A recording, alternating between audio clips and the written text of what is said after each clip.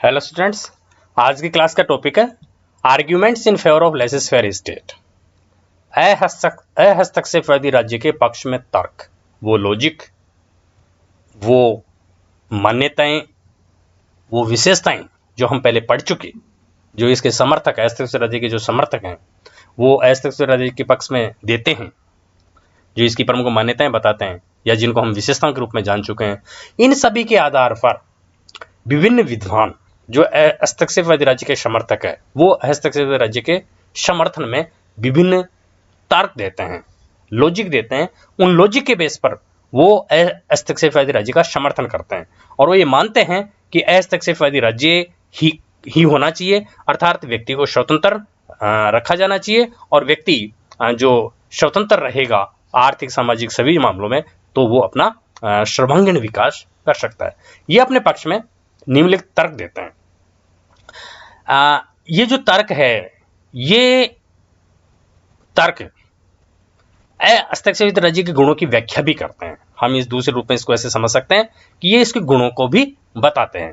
तो हस्तक्षेप राज्य के समर्थक है विभिन्न तर्कों द्वारा एक ऐसे राज्य का समर्थन करते हैं जो कम से कम शासन करे, अर्थात हस्तक्षेप राज्य के समर्थक आर्थिक, नैतिक, ऐतिहासिक, व्यवहारिक, वैज्ञानिक एवं न्यायिक इत्यादि तर्कों द्वारा ऐसे राज्य का समर्थन करते हैं जो कम से कम शासन करे।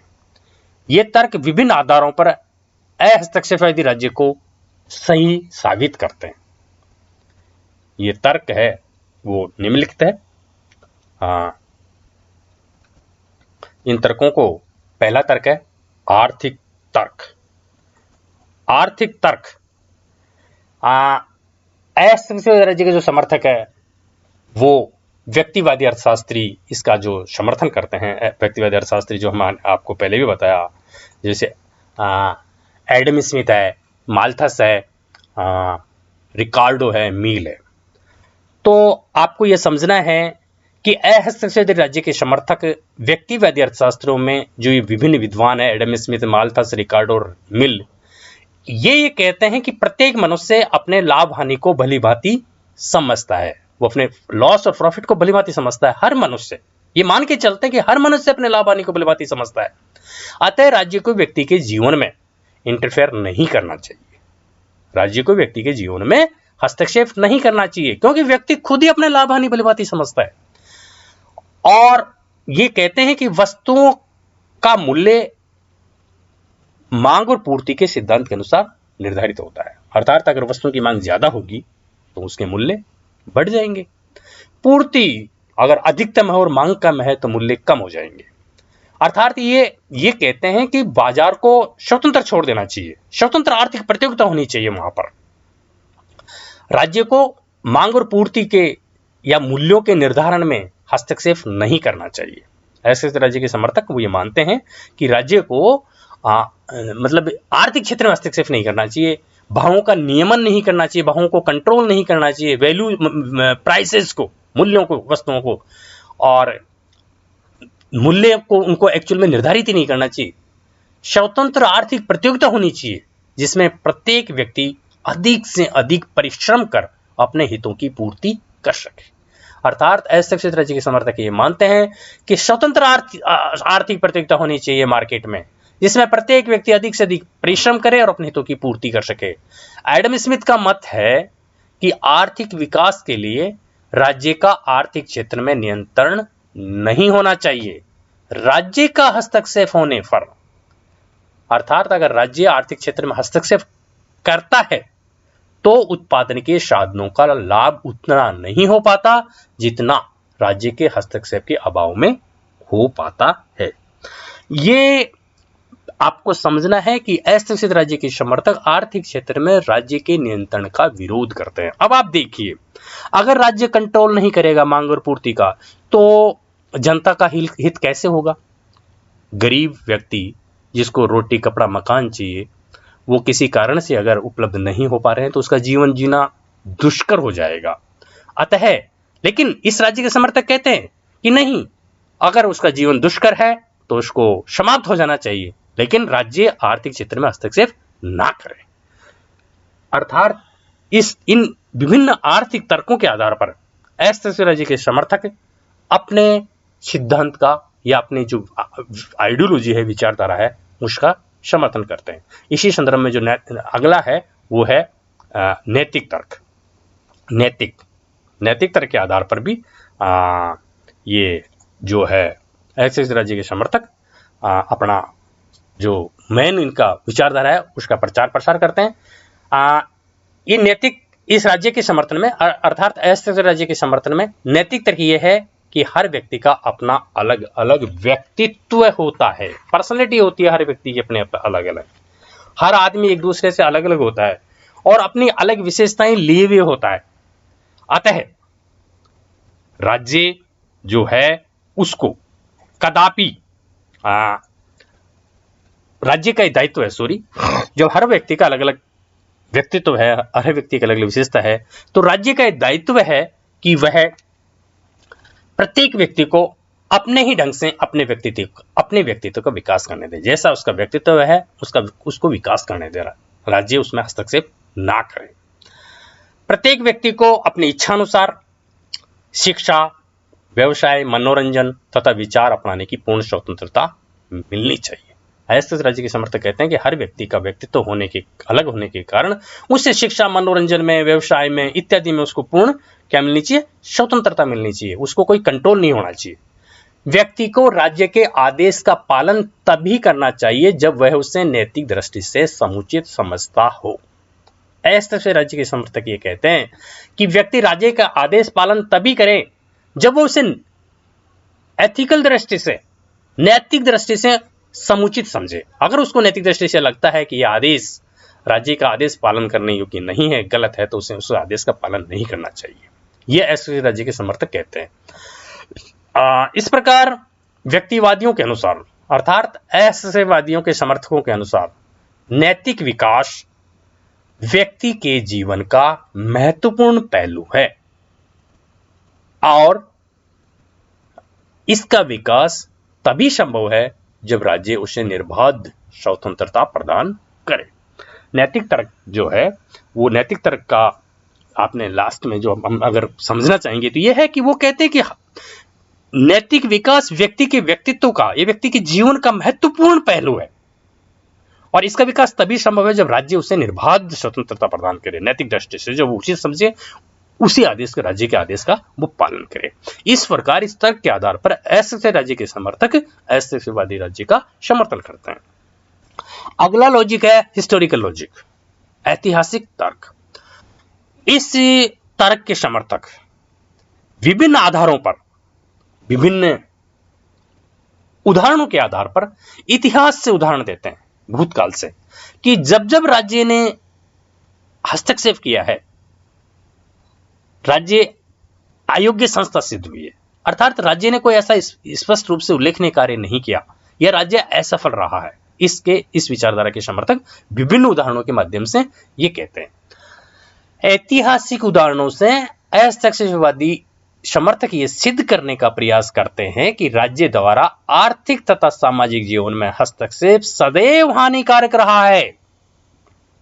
अर्थात हमेशा जब जब राज्य ने आर्थिक क्षेत्र में और सामाजिक जीवन में हस्तक्षेप किया है, उसका कोई प्रॉफिट व्यक्तियों को नहीं मिला है। जब भी राज्य ने व्यापार तथा मजदूरी का नियमन किया, तब उसे असफलता मिली है। इस राज्य के समर्थक कहते हैं कि जब भी राज्य ने व्यापार में और मजदूरी में का नियमन किया, उसे असफलता मिली है। और राज्य की नियंत्रण व्यवस्था से, राज्य ने जो नियंत्रण व्यवस्था की, उससे जब राज्य ने कंट्रोल किया इकोनॉमिक क्षेत्र में और ट्रेड के क्षेत्र में, यानी कि आर्थिक क्षेत्र में राज्य ने जब नियंत्रण किया, तो उससे चोरबाजारी बढ़ी, उत्पादन घटा तथा मूल्य वृद्धि हुई। अस्थिर राज्य के समर्थक कह रहे हैं ये बात कि जब जब राज्य ने आर्थिक क्षेत्र में नियंत्रण किया या आर्थिक क्षेत्र को कंट्रोल करने की कोशिश की, तो चोरबाजारी बढ़ी, उत्पादन घटा, मूल्य आदि में वृद्धि हुई। अतः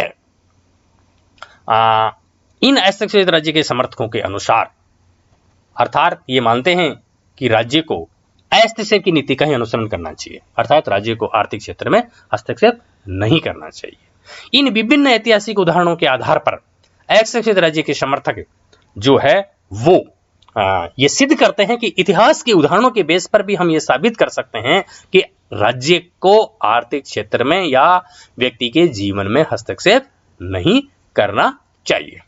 अगला तर्क, अगला लॉजिक, जिसको हम बोलते हैं व्यवहारिक तर्क, लॉजिकल तर्क, मतलब प्रैक्टिकल लॉजिक के आधार पर ये लोग अपना वो देते हैं, बताते हैं।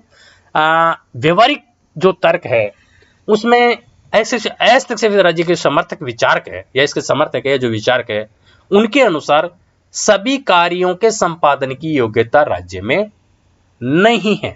राज्य इस व्यवहारिक तर्क के बेस पर यह साबित करने का प्रयास करते हैं, ऐसे राज्य के समर्थक राज्य के संबंध में यह साबित करने का प्रयास करते हैं कि जब सभी कार्यों के संपादन की योग्यता राज्य में नहीं है, अर्थात राज्य सभी कार्यों का संपादन नहीं कर सकता है। व्यवसाय, कृषि आदि कार्यों में तो राज्य को कदापि हस्तक्षेप नहीं करना चाहिए। हस्तक्षेप राज्य के समर्थक कहते हैं कि जैसे कोई एग्रीकल्चर में, बिजनेस में इत्यादि में तो राज्य को हस्तक्षेप कदापि नहीं करना चाहिए, क्योंकि इनको चलाने का दायित्व है, इनका संपादन करने का दायित्व है या योग्यता या क्षमता राज्य में नहीं है। राज्य के कर्मचारी भी योग्य नहीं होते। जो राज्य के कर्मचारी इन कार्यों को करेंगे व्यवसाय कर से संबंधित, वो योग्य नहीं होते, क्योंकि वे उस प्रतिबद्धता और समर्पण की भावना से कार्य नहीं करते जिस प्रतिबद्धता से या जिस कमिटमेंट के साथ व्यक्ति व्यवसाय का स्वामी करता है। इंडिविजुअल जो बिजनेस करता है वो जिस कमिटमेंट के साथ उसका संपादन करता है, वो उस कमिटमेंट के साथ जो उसके कर्मचारी है राज्य के, वो उसको उन कार्यों का संपादन नहीं करते। इस कारण एफिशिएंसी प्राइवेट सेक्टर में ज्यादा है, निजी क्षेत्र में ज्यादा है। सरकारी क्षेत्र में जो कर्मचारी है उस कमिटमेंट के साथ कार्य नहीं करते, इस कारण राज्य सफल नहीं हो पाता है। इन प्रैक्टिकल, इस व्यवहारिक तर्क के आधार पर ऐसे राज्य के समर्थक जो है वो इसका वो करते हैं, ऐसे राज्य का समर्थन करते हैं। अगला जो तर्क है वो है वैज्ञानिक तर्क।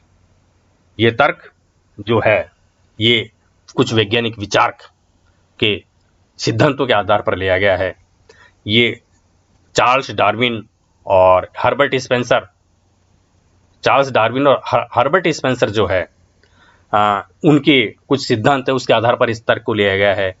मैं आपको इस बारे में यह कहना चाहूंगा कि यह तर्क वैज्ञानिक चार्ल्स डार्विन के विकास की अवधारणा के प्राकृतिक वर्ण के सिद्धांत से प्रेरित है। प्राकृतिक वर्ण के सिद्धांत से मतलब है कि थ्योरी ऑफ नेचुरल सिलेक्शन का एक सिद्धांत दिया है, एक कंसेप्ट दिया है चार्ल्स डार्विन ने, प्राकृतिक वर्ण के सिद्धांत। उस अवधारणा से यह वैज्ञानिक तर्क प्रेरित है, अर्थात उस अवधारणा के आधार पर यह तर्क दिया जा रहा है। उसी प्रकार जैसे हर्बर्ट स्पेंसर है, हर्बर्ट स्पेंसर ने जो उनकी पुस्तक थी प्रिंसिपल्स ऑफ बायोलॉजी जो 1854 में पब्लिश हुई, उसमें डार्विन के सिद्धांत के समान हर्बर्ट स्पेंसर ने भी सर्वोत्तम की उत्तरजीविता, सर्वोत्तम की उत्तरजीविता का मतलब है सर्वाइवल ऑफ द फिटेस्ट की अवधारणा का प्रतिपादन किया। संक्षेप में मैं आपको यहां ये बताना चाहूंगा कि हर्बर्ट स्पेंसर ने भी यह कहा कि जो योग्य है, जो जिसमें जो सबल है, जिसमें जीने की, जीवन संघर्ष में जीने की क्षमता है, वही जीवित रहे, बाकी को समाप्त हो जाना चाहिए। ये सर्वोत्तम की उत्तरजीविता का सिद्धांत है। इनके अनुसार हम कह सकते हैं कि प्राकृतिक वर्ण के सिद्धांत और सर्वोत्तम की उत्तरजीविता के अनुसार, इन दोनों सिद्धांतों के अनुसार जीवन संघर्ष में जो व्यक्ति योग्य होते हैं वे आगे बढ़ जाते हैं और अयोग्य तथा दुर्बल व्यक्ति नष्ट हो जाते हैं। यह प्रकृति का नियम है, होता है प्रकृति में। कुछ जीव जंतु अपने से कमजोर जीव जंतुओं को खा जाते हैं, जंगली जानवरों के संबंध में तो है ही। ये प्रकृति का नियम है कि जो अयोग्य और दुर्बल है उनको जो योग्य व्यक्ति हैं, जो आगे बढ़ जाते हैं, जो पावरफुल है, वो उनको नष्ट कर देते हैं। प्रकृति का नियम है और इस प्रकृति के नियम को ऐसे राज्य के समर्थक समाज में भी लागू करना चाहते हैं और समाज में ये तभी लागू हो सकता है जब कि हम व्यक्तियों को स्वतंत्र छोड़ दें। इस युक्ति के आधार पर इन विभिन्न जो ये अवधारणाएं हैं, इनके आधार पर ऐसे राज्य के समर्थकों का कहना है कि राज्यों को दुर्बल और निर्धन तथा असहाय व्यक्तियों की सहायता नहीं करनी चाहिए। यदि राज्य सहायता करता है दुर्बल, असहाय, निर्धन व्यक्तियों की, तो अयोग्य व्यक्तियों की बढ़ोतरी हो जाएगी। इस प्रकार इन विभिन्न तर्कों के आधार पर प्रत्येक व्यक्ति को स्वतंत्रतापूर्वक अपना विकास करने का अवसर प्रदान करने का समर्थन करते हैं अहस्तक राज्य के समर्थक। अर्थात अहस्तक राज्य के जो वैज्ञानिक तर्क के समर्थक है, वो इन विभिन्न उदाहरणों के आधार पर इन विभिन्न प्रकृति के नियमों का, सिद्धांतों का सहारा लेकर ये कहते हैं कि प्रत्येक व्यक्ति को स्वतंत्रतापूर्वक अपने विकास करने का अवसर दिया जाना चाहिए। इस प्रकार वैज्ञानिक तर्क के आधार पर अहस्तक राज्य के जो समर्थक है वो अपना राज्य का समर्थन करते हैं। अगला तर्क अनुभवमूलक तर्क। अहस्तक राज्य के समर्थक कहते हैं कि यह अनुभव किया गया है पास्ट में। अहस्तक राज्य के समर्थक ये कहते हैं कि यह अनुभव किया गया है कि सरकारी हस्तक्षेप नौकरशाही के अवगुणों, जब जब सरकारी हस्तक्षेप होता है राज्य के कार्यों में, तो नौकरशाही के अवगुणों, जैसे नौकरशाही के अवगुण, डिमेरिट्स ऑफ ब्यूरोक्रेसी, हम पब्लिक एडमिनिस्ट्रेशन के स्टूडेंट होने के नाते या पॉलिटिकल साइंस के स्टूडेंट के नाते जानते हैं कि नौकरशाही के अवगुणों में किन अवगुणों की चर्चा होती है। लाल फीताशाही की होती है, रेटेपिज्म की, अक्षमता की होती है, कार्य में अनावश्यक देरी की जाती है नौकरशाही के द्वारा, ऐसा माना जाता है, धन का अपव्यय होता है, करप्शन पाया जाता है नौकरशाही में, इत्यादि विभिन्न प्रकार के अवगुणों की चर्चा की जाती है नौकरशाही की। और व्यक्तिवादी या अहस्तक राज्य के समर्थक कहते हैं कि अनुभव किया गया है कि सरकारी हस्तक्षेप नौकरशाही के जो विभिन्न प्रकार के अवगुण हैं, जिनकी मैंने भी आपको चर्चा करी है, अक्षमता, रेड टेपिज्म, लाल फीताशाही जिसको हम बोलते हैं, कार्य में अनावश्यक देरी, धन का अपव्यय, भ्रष्टाचार इत्यादि, ये जो गुण हैं, ये गुणों को भी शामिल कर देती है सरकारी हस्तक्षेप राज्य के कार्यों में। ये अवगुण आ जाते हैं जिससे धीरे धीरे अपनी क्षमता और उत्पादकता को खो देते हैं। अर्थात राज्य नामक जो संस्था है ये अपनी उत्पादकता को खो देती है, अपनी क्षमता को खो देती है, अर्थात इसमें काफी बुराई आ जाती है राज्य नामक संस्था में। इस लॉजिक के आधार पर ये जो कुछ विद्वान है वो अहस्तक राज्य का समर्थन करते हैं।